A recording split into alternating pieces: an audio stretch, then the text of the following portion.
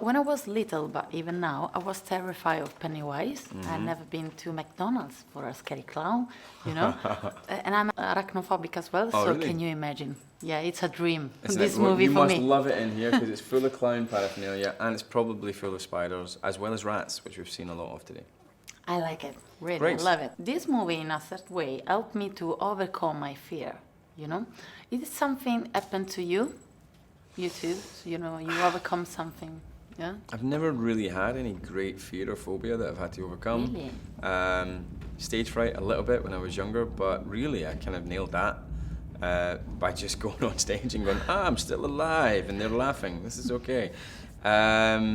So, no, I've been all right. I've not really had any great fears to face up to, unfortunately. Well, lucky you. I know. Memory is very important in the movie. The characters say it's the only way we have to kill our fears. So, doesn't remind you something like an act of courage too, you know? Yeah, I think to face up to your fears is an act of courage. It's an act of, I guess, faith.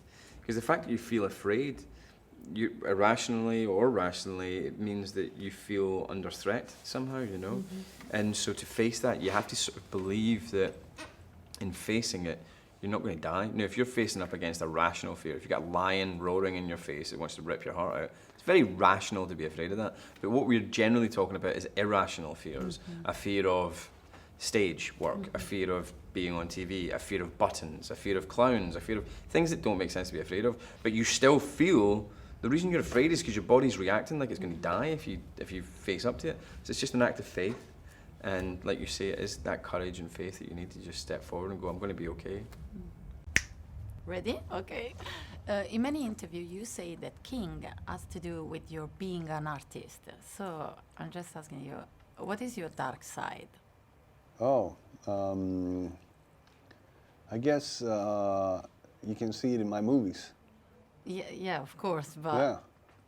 Is that one your dark side? You Well, are just a little bit like Pennywise.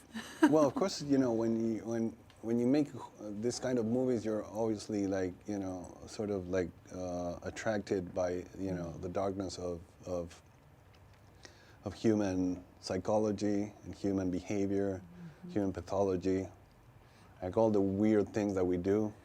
All the good stuff. all the good stuff that you know that generate a drama that is worth telling. You know, it is I think it's a very dark story, but it contains like a very hopeful message, you know. It holds a message that is about like unity and love and friendship. But in order to, you know, to carry that that message through, to push that message through, you have to tell the other side of all of that.